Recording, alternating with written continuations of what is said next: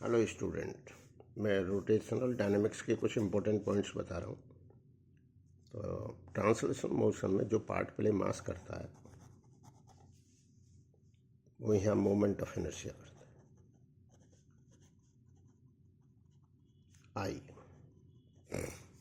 अब जैसे मास जो है जितना ज़्यादा होगा वो, ये इसको इनर्शिया इसीलिए कहा जाता है तो जितना ज़्यादा मास होगा उतना ही अपोज होगा टू प्रोड्यूस लीनियर एक्सेलरेशन। ऐसे ही moment of inertia angular acceleration produce का अपोज करेगा। तो मास जो है इसमें F बराबर एम ए फार्मूला लगता है, तो यहाँ torque is equal to I alpha. I moment of inertia, alpha angular acceleration है। एंगुलर एक्सेलरेशन क्या होता है? Rate of change of angular velocity. Angular velocity क्या होती है? Rate of change of angular displacement. ऐसे ही ए के बारे में आप जानते हो, rate of change of linear velocity और फिर velocity rate of change of displacement. तो ये दोनों इस तरह से, यहाँ जो पार्ट प्ले फोर्स करेगा वो यहाँ टॉर्क करेगा। टॉर्क दो बातों पर डिपेंड करती है कि कितना फोर्स कितने परपेंडिकुलर डिस्टेंस पे लगाया है from axis of rotation. Moment of inertia, अब ये आया कहाँ से, प्रोड्यूस कैसे हुआ मोमेंट ऑफ इनर्शिया? जैसे आप जानना चाहो तो जो काइनेटिक एनर्जी होती है, अब एनर्जी को तो वो हाफ एम बी स्क्वायर होती है। एक कोई मास, पॉइंट मास या मास जो है वी वेलोसिटी जा रहा है तो हाफ एम बी स्क्वायर होगी। लेकिन यही चीज़ यदि कोई चीज़ एंगुलर रोटेशन में डिटरमाइन की जाए तो हर मास की वेलोसिटी अलग अलग है। अब जो आर दूरी पर है और जो मास एम है तो उसकी काइनेटिक एनर्जी क्या होगी? हाफ एम बी स्क्वायर होगी। लेकिन वी इसका और अगले वाले पार्टिकल का वी सेम तो नहीं है ना। तो ये मोमेंट ऑफ इनर्शिया कैसे पिक्चर में आया? अब आप ये देखिए कि कुछ पॉइंट मासेज ले लीजिए m1 और कुछ m2। m1 r1 डिस्टेंसेस पे और ये r2 डिस्टेंस पे। दोनों की एंगुलर स्पीड तो सेम है, लेकिन लीनियर स्पीड इस m1 की v1 is equal to r1 omega है और v2 is equal to r2 omega है। तो m1 की जो काइनेटिक एनर्जी होगी वो हाफ m1 v1 स्क्वायर होगी, m2 की हाफ m2 v2 स्क्वायर होगी। लेकिन v1 v2 अलग अलग हैं। अब इसको कैसे करा जाए? टोटल काइनेटिक एनर्जी डिटरमाइन करने के लिए m1 m2, तो v1 की जगह r1 ओमेगा लिख दो, r1 ओमेगा लिख दिया, स्क्वायर कर दिया। इसी तरह से इसको लिख दिया, r2 ओमेगा लिख दिया, स्क्वायर कर दिया। अब आप इसमें देखोगे ओमेगा स्क्वायर तो बाहर आ गया, हाफ बाहर आ गया, अंदर रह गया m1 r1 square plus m2 r2 square. तो इस टर्म को बोलने लगे moment of inertia, half I omega square, जिससे कि ओमेगा तो सबका सेम रहे। तो काइनेटिक एनर्जी कैसे निकालें? अब कोई इस तरह से, तो ये आई प्रोड्यूस, अब आई डिटरमाइन करना चालू कर दिया। अब कोई रिंग है, अब ये एक्सिस है, इस एक्सिस के अबाउट रिंग रोटेट कर रही, हर मास आर दूरी पर है। ये एक्सिस ऑफ रोटेशन है जो परपेंडिकुलर है from plane of the paper, हर मास आर दूरी पर है। तो किसी डीएम मास का जो मोमेंट ऑफ इनर्शिया वो डीएम आर स्क्वायर होगा, लेकिन आर तो सेम है सबका, तो total moment of inertia dm का टोटल हो जाएगा और डीएम का टोटल एम होगा। तो इसलिए रिंग का moment of inertia m r square होता है।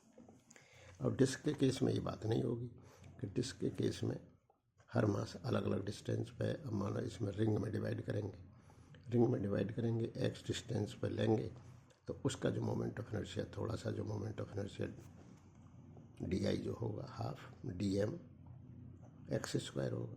अब डी एम को क्या लिख देंगे? Sigma 2 pi x d x into x square.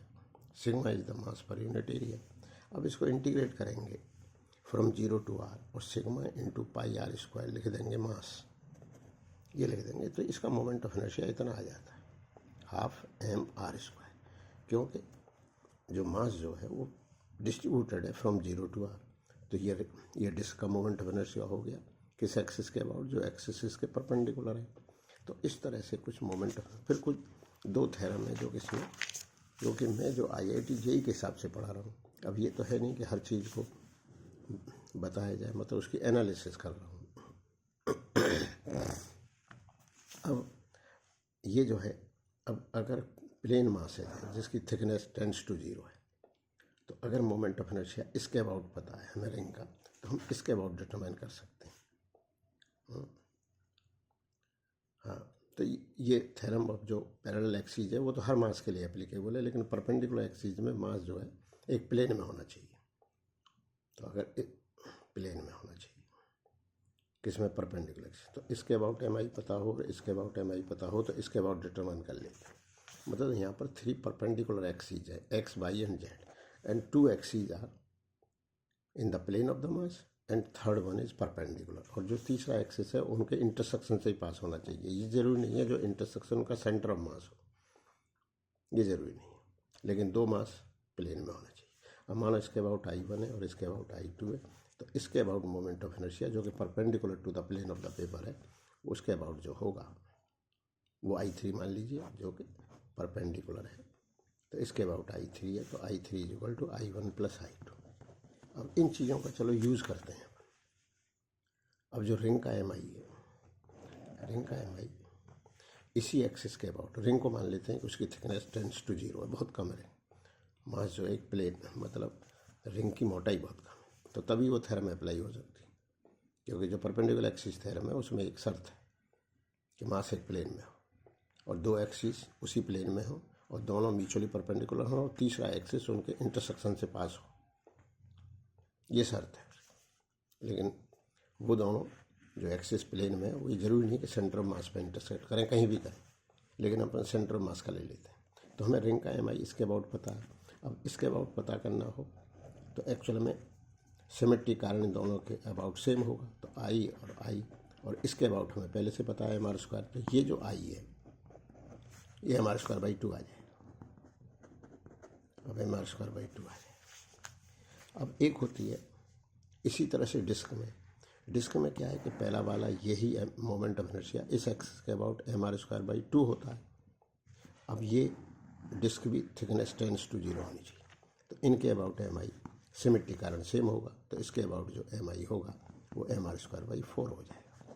क्योंकि थ्योरम तो इतनी है कि ये MI प्लस ये MI इज इक्वल टू ये MI, मतलब इस एक्सिस के अबाउट इस एक्सिस।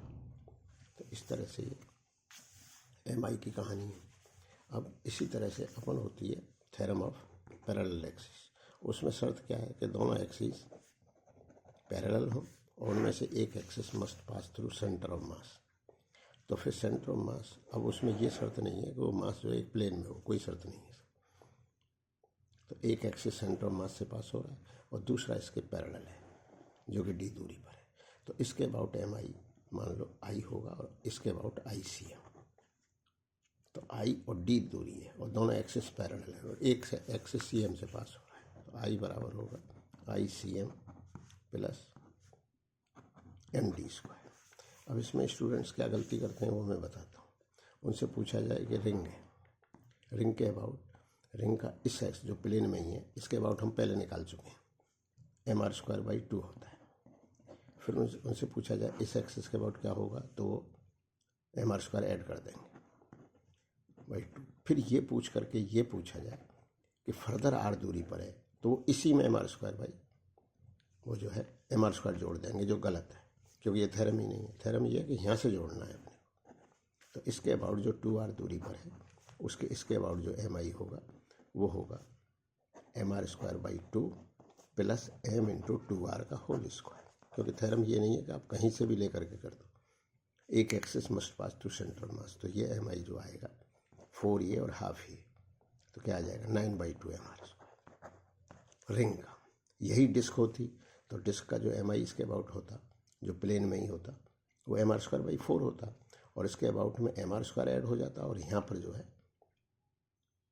m इंटू 2r का होल स्क्वायर, क्योंकि यहीं से यहाँ से जब ये पूछने के बाद ये पूछते हैं तो स्टूडेंट जनरली गलती करते हैं क्योंकि वो यहीं से पर ऐड कर देते हैं। ये थ्योरम ही नहीं है, थ्योरम ये है, तो ये ध्यान रखना है। अब आता है एक एक MI तो आप सबके याद कर लो।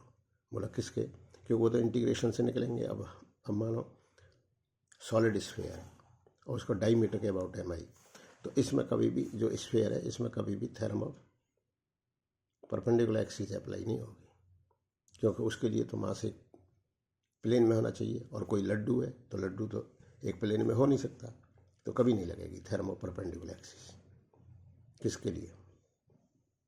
सॉलिड स्फीयर के लिए कभी नहीं लग सकती, हॉलो स्फीयर के लिए नहीं लग सकती। तो चलो, अब जो है सॉलिड स्फीयर का जो मोमेंट ऑफ इनर्शिया इसके अबाउट होता है वो 2/5 mr² होता है डायमीटर के अबाउट। अब मुझे इसके अबाउट निकालना है, टेंजेंट के अबाउट।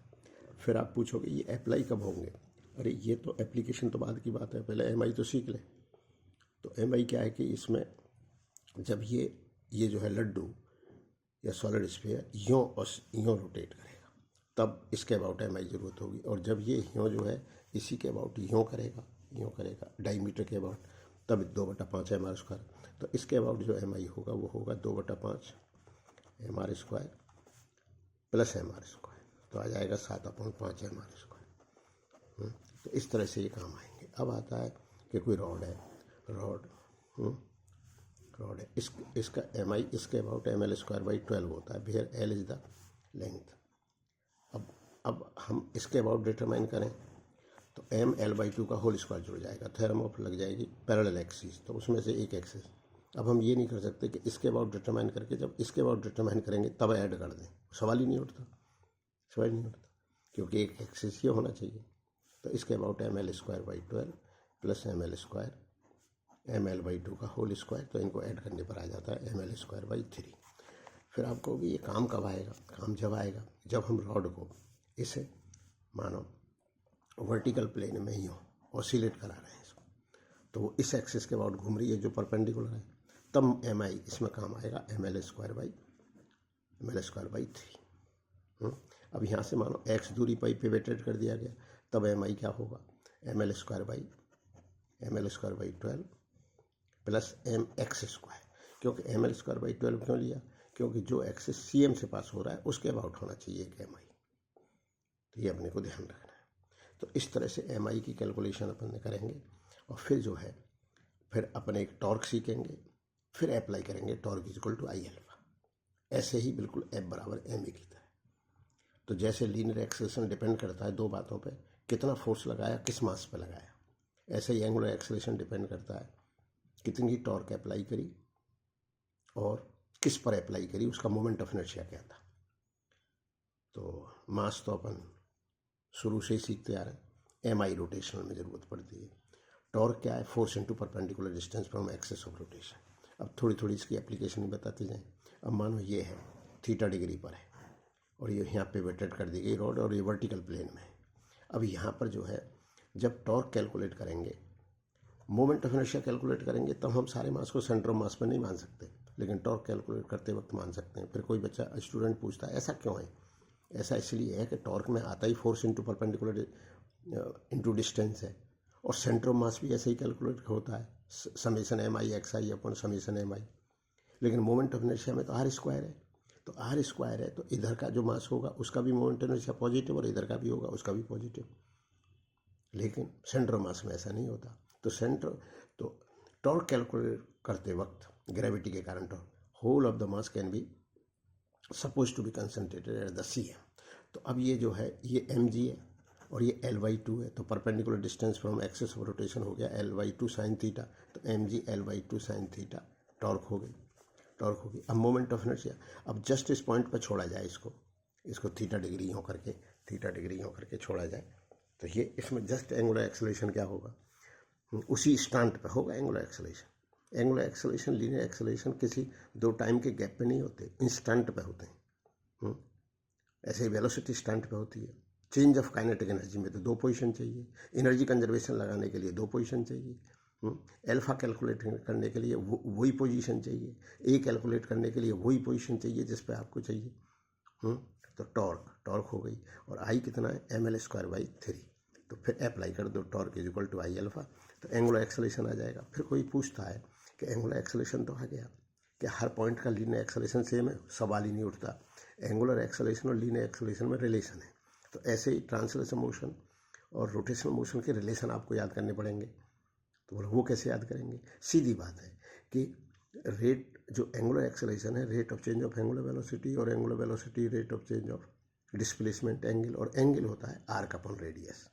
तो हर एक में ये आ जाता है A = R∝, V = R ω। क्योंकि रोटेशनल मोशन में हर की ओमेगा तो सेम है, रेडियस अलग अलग है। जो ज़्यादा दूरी पर मूव कर रहा है उसकी वेलोसिटी ज़्यादा होगी। Theta is equal to x is equal to जो डिस्टेंस चला वो क्या होगा, आर इंटू थीटा, रेडियस वहाँ की दूरी, डिस्टेंस। तो ये रिलेशन है।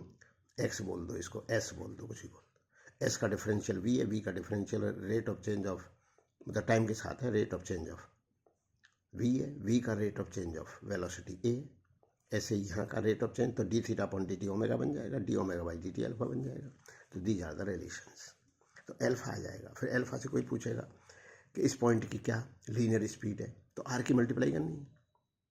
तो अब जो है हम एंगुलर वालों में आर की मल्टीप्लाई कर दो, अल्फा में आर की ए आ गया, ओमेगा में आर की वी आ गया, थीटा में आर की उसका डिस्प्लेसमेंट कितना चलेगा वो आ गया, इस तरह से आ जाएगा।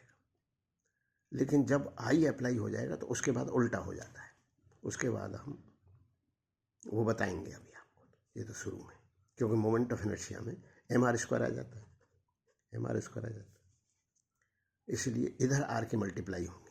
जैसे यहाँ पर लीनियर मोमेंटम क्या होता है, एम बी, वहाँ पर एंगुलर मोमेंटम आई ओमेगा होता है, कहाँ पर, रोटेशनल मोशन में। लेकिन अब हमको एंगुलर मोमेंटम जे कैलकुलेट करने के लिए इससे लीनियर मोमेंटम से इसमें आर की मल्टीप्लाई होगी, मतलब लीनियर फैमिली में आर। तो वो मैं चार्ट बना दूंगा आपको कि हम लीनियर से ट्रांसलेशन से लीनियर पर कैसे पहुंचेंगे। क्योंकि जब आई का इन्वॉल्वमेंट हो गया तो आई में एम आर स्क्वायर आ गया, मतलब उल्टा काम हो गया, मास में आर स्क्वायर का मल्टीप्लाई हो गया, रोटेशनल फैमिली का मेंबर आया है। तो ये मैं चार्ट बना दूंगा, तो पहले ये आप थोड़ा समझ लो। तो अब प्रश्न उठता है कि जैसे ये बड़ी एक अच्छी इंपॉर्टेंट थ्योरम होती है कि अपने से ये इसको यहाँ से छोड़ दिया जाए, इस पोजीशन से रॉड को छोड़ दिया जाए और ये यहाँ पर आ गई, किसी पोजीशन पर आ गई। अब हमसे पूछा जाए ओमेगा क्या होगा, फिर ओमेगा से हर पॉइंट की वी पूछे जाए तो वी डिटरमाइन करने के लिए तो आर का मल्टीप्लाई कर देंगे। लेकिन ओमेगा आप वो लगा दो डब्ल्यू बराबर डेल्टा के, जो ग्रेविटी ने कितना वर्क करा, ग्रेविटी का वर्क जो है बड़ा इंपॉर्टेंट चीज़ है। ग्रेविटी का वर्क डन में केवल वर्टिकल डिस्प्लेसमेंट देखा जाता है, तो work done is equal to change in kinetic energy.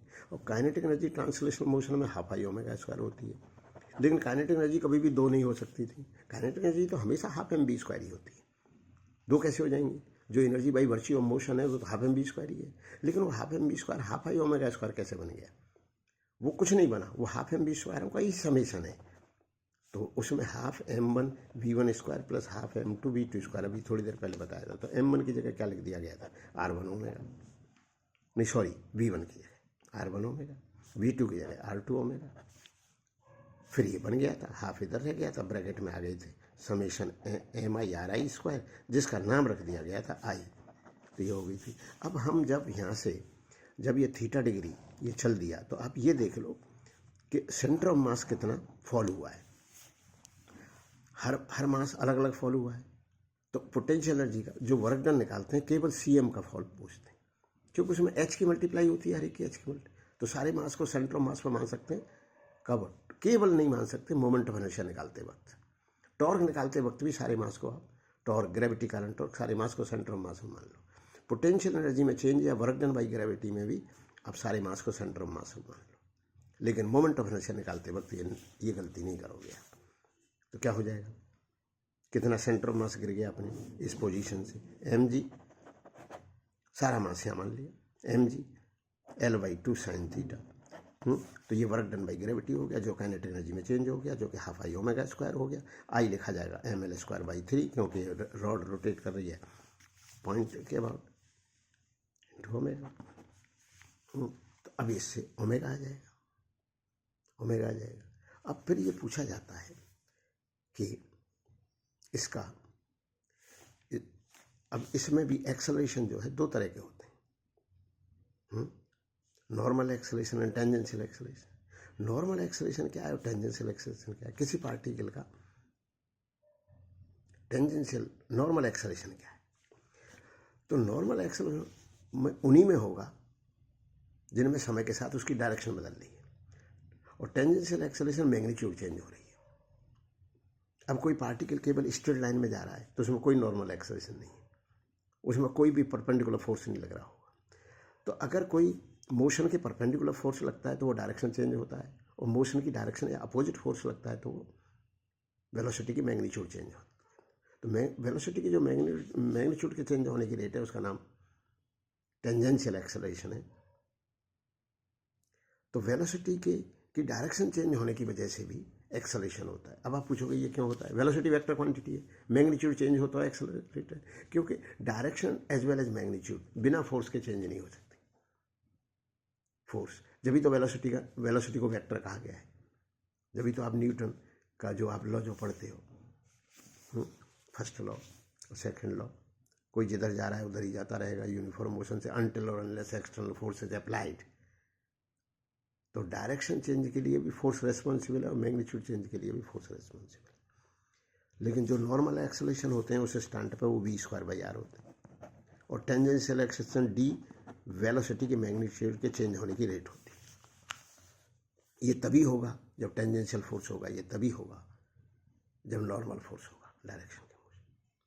केवल टेंजेंशियल फोर्स है तो ये होगा, केवल नॉर्मल फोर्स है तो ये होगा। अगर फोर्स किसी एंगल पर लग रहा है मोशन के किसी जो कि 90 डिग्री नहीं है, अदर देन 90 डिग्री है, और 0 डिग्री भी नहीं है, तो ये दोनों एक्सेलरेशन होंगे। तो ये आप इसको समझो। फिर अगर आपको पसंद आया हो वीडियो तो लाइक करो, सब्सक्राइब करो, औरों को भी बताओ। ठीक है।